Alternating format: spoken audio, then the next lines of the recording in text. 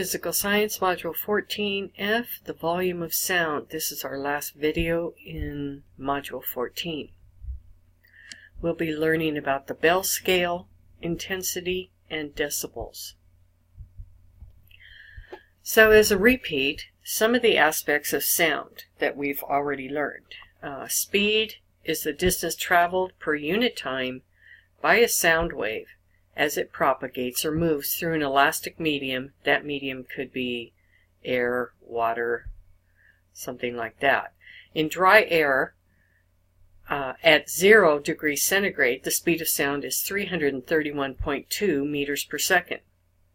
At 20 degrees centigrade, the speed of sound is 343 meters per second.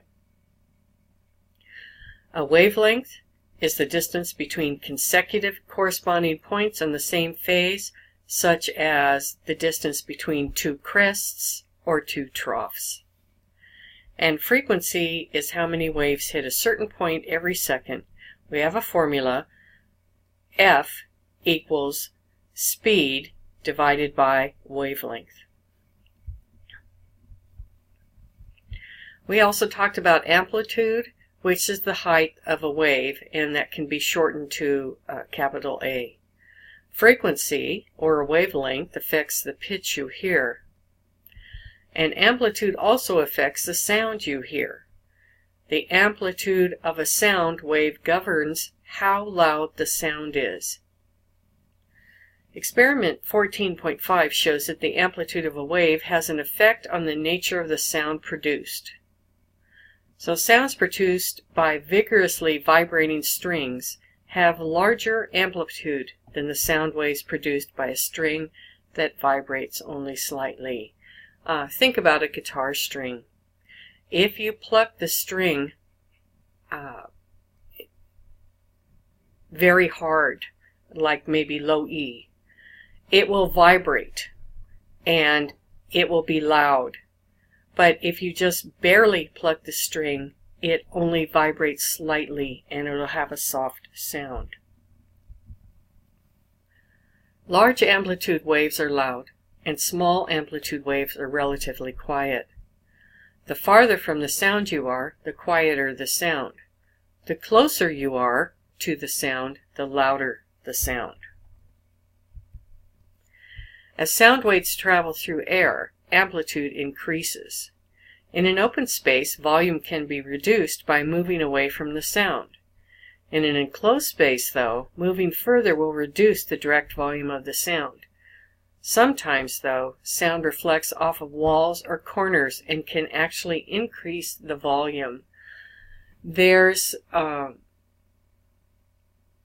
building in Redlands called the Smiley Library. And next to the Smiley Library is the Lincoln Shrine. Inside of that Lincoln Shrine is a round room, and you can stand at one end of the room and talk, and people can hear your voice reflected off of the ceiling at the other end of the room, even if you're whispering. Increasing the volume on a television, radio, stereo produces sound waves of larger amplitude. So increasing volume causes larger amplitude. The larger the amplitude of the waves, the louder the sound. Very loud noises can damage hearing. And as we discussed before, the tympanic membrane in the ear vibrates more the louder the sound is. And it's a reality that extremely loud noises can cause the membrane to tear. We usually refer to this as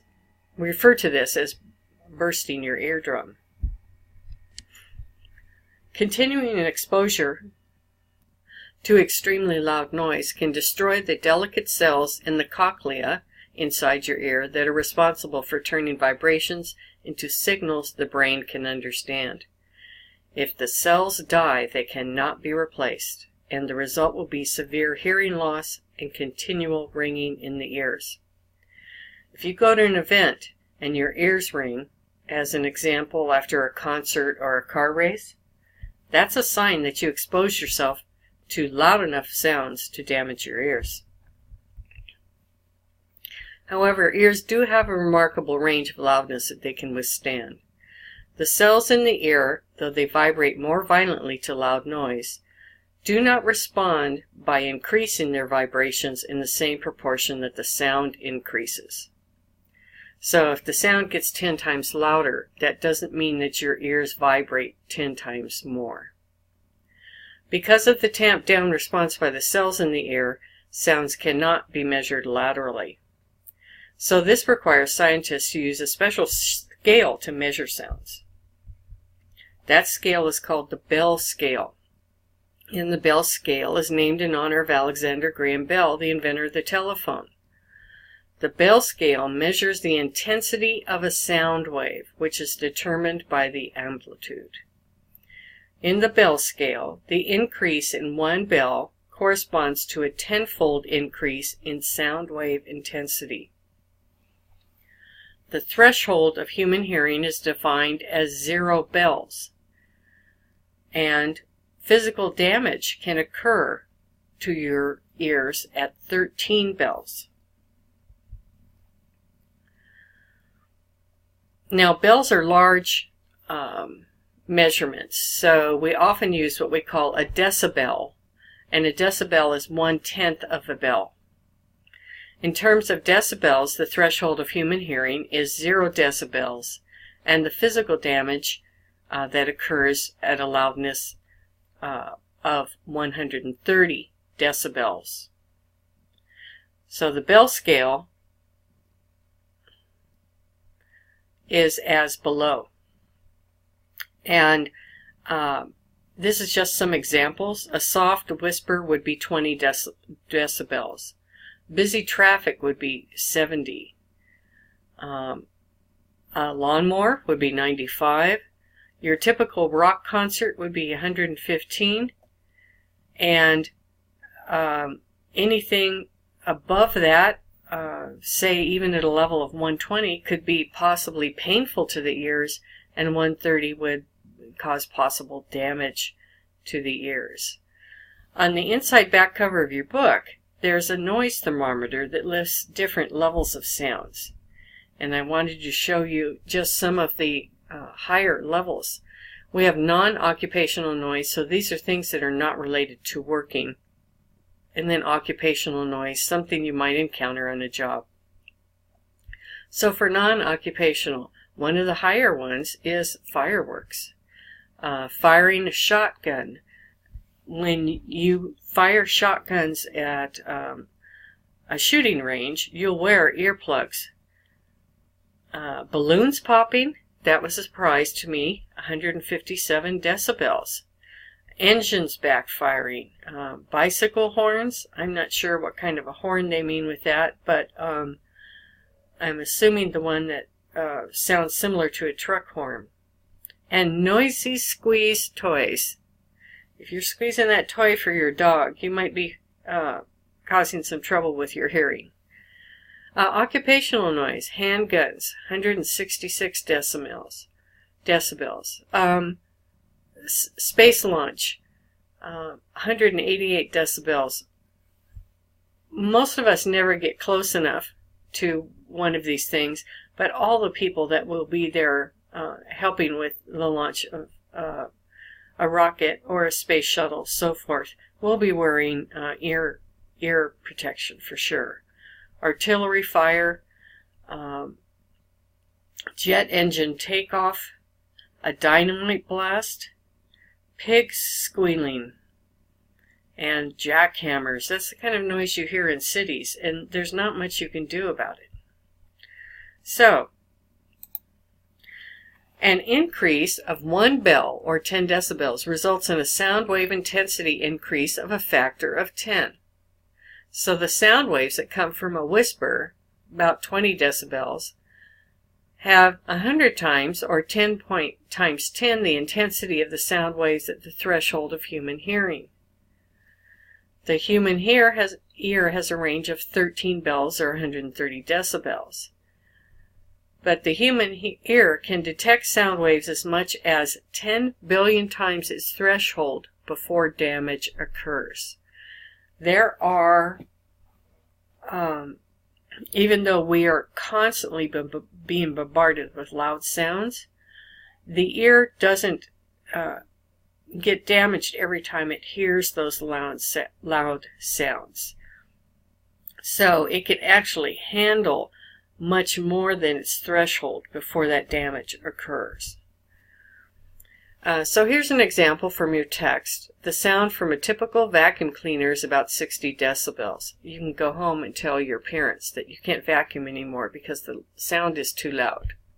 While the sound of a rifle firing is about 140. How many times larger is the intensity of the waves coming from the rifle as compared to those coming from the vacuum?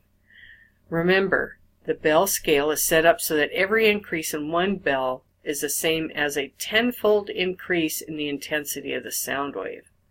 The first thing we have to do then is convert decibels back into bells. That's easy because we know that deci or deci at the beginning of the word means 1/10 or 0.1. Thus, 1 decibel equals 0.1 bell. So there's our conversion factor. So the second proportion will always be that conversion factor, and we want to have an answer with bells, so we need to have bell on top, and 0.1 bell is equal to 1 decibel.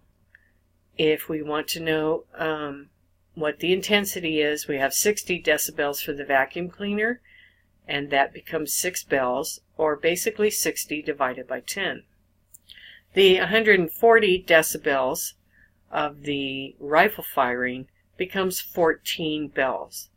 The rifle then is 8 bells louder than the vacuum cleaner, so that's 14 minus 6. Since each bell unit represents a tenfold increase in sound wave intensity, the total increase is calculated by taking 10 and multiplying it by itself 8 times. This means the intensity of the rifle sound wave is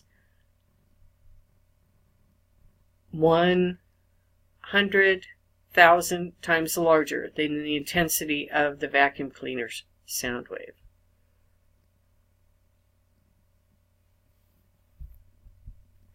And that's it for this unit. We'll be moving on soon to doing our module summary and our exam. And after that, our last unit for physical science. If you have any questions, be sure to contact me.